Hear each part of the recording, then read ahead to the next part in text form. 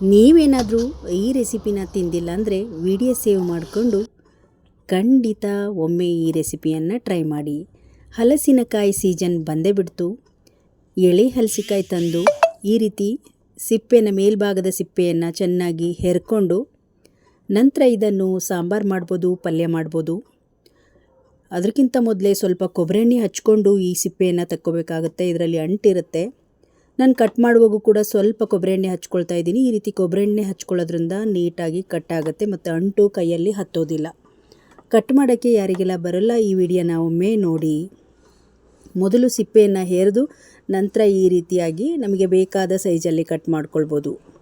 ಇದನ್ನು ಬೇಯಿಸಿಬಿಟ್ಟು ಕೂಡ ಸಿಪ್ಪೆ ತೆಗಿಬೋದು. ಬೇಯಿಸಿ ತೆಗೆದಾಗ ಅದು ವೇಸ್ಟ್ ಆಗುತ್ತೆ. ಈ ವಿಧಾನದಲ್ಲಿ ಮಾಡಿದರೆ ಸ್ವಲ್ಪ ಕೂಡ ವೇಸ್ಟ್ ಆಗೋದಿಲ್ಲ. ಈ ಸೀಸನ್ನಲ್ಲಿ ಅದನ್ನು ಬಿರಿಯಾನಿ ಮಾಡ್ಬೋದು, ಪಲ್ಯಗಳು ಮಾಡ್ಬೋದು, ಸಾಂಬಾರು ಮಾಡ್ಬೋದು. ತುಂಬ ವಿಧಾನದಲ್ಲಿ ಹಲಸಿನಕಾಯಿಯನ್ನು ಬಳಸ್ಬೋದು. ನೋಡಿ, ಇವಾಗ ಈ ರೀತಿ ಪೀಸ್ ಆಗಿ ಕಟ್ ಮಾಡಿಕೊಂಡು ಮಧ್ಯದಲ್ಲಿರುವ ಬೆಂಡ್ ಥರ ಇರುತ್ತೆ ಅಂಟು, ಆ ಮಾಡ ಅಂತ ಹೇಳ್ತೀವಿ, ಅದನ್ನು ಕೂಡ ಕಟ್ ಮಾಡಿ ಬಿಸಾಕಬೇಕು.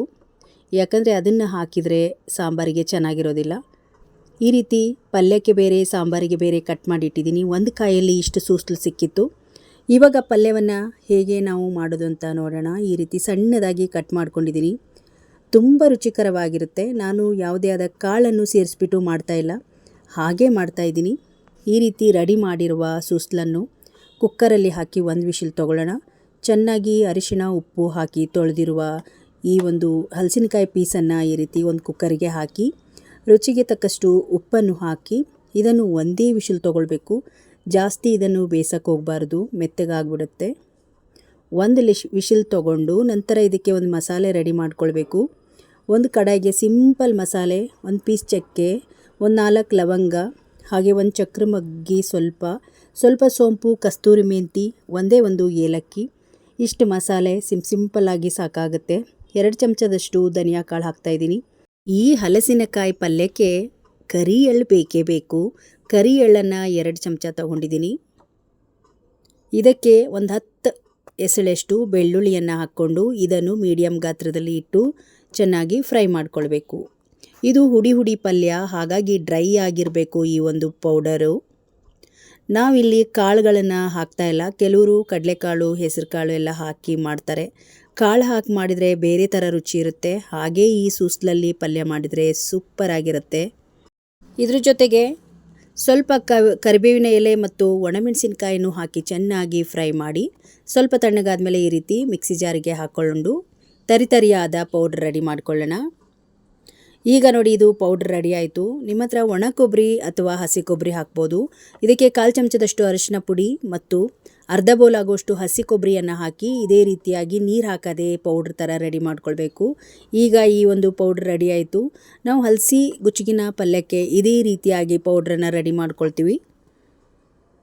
ಘಮ ಘಮ ಅನ್ನುವ ಒಂದು ಕರಿ ಎಳ್ಳು ಹಾಕಿರೋದ್ರಿಂದ ಒಂದು ಒಳ್ಳೆ ಫ್ಲೇವರ್ ಇರುತ್ತೆ.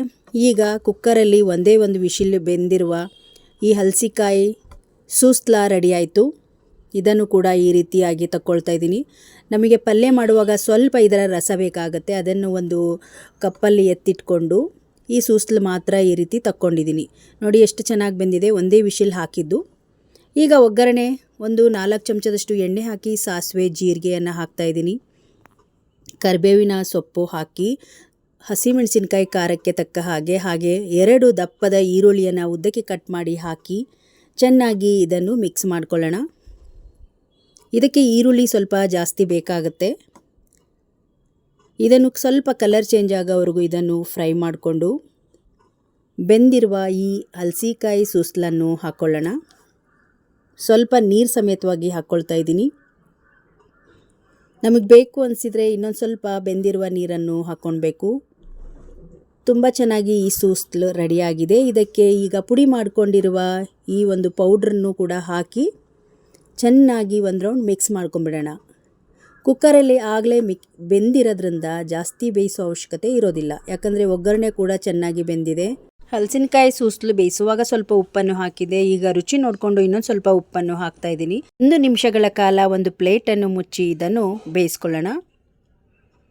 ಈಗ ನೋಡಿ, ರುಚಿಯಾಗಿರುವ ಹಲಸಿನಕಾಯಿ ಸೂಸ್ಲು ಪಲ್ಯ ರೆಡಿ ಆಯಿತು, ಹುಡಿ ಪಲ್ಯ ರೆಡಿ ಆಯಿತು. ಇದನ್ನು ನಾವು ಅಕ್ಕಿ ರೊಟ್ಟಿಗೆ ತುಂಬ ಇಷ್ಟಪಟ್ಟು ಅಕ್ಕಿ ರೊಟ್ಟಿಗೆ ಮಾಡ್ಕೊಳ್ತೀವಿ, ಇಲ್ಲಾಂದರೆ ಚಪಾತಿಗೂ ಕೂಡ ತಿನ್ಬೋದು. ನಾನು ಈ ರೀತಿ ಲೇಯರ್ ಚಪಾತಿ ಮಾಡಿಕೊಂಡು ಈ ಪಲ್ಯವನ್ನು ಮಾಡ್ಕೊಂಡಿದ್ವಿ. ತುಂಬ ರುಚಿಯಾಗಿತ್ತು. ಇವತ್ತಿನ ಸಿಂಪಲ್ ಆಗಿರುವ ಹಲಸಿಕಾಯಿ ಗುಚ್ಕಿನ ಪಲ್ಯ ಇಷ್ಟ ಆದರೆ ಒಂದು ಲೈಕ್ ಮಾಡಿ, ಈ ವಿಡಿಯೋವನ್ನು ಶೇರ್ ಮಾಡಿ.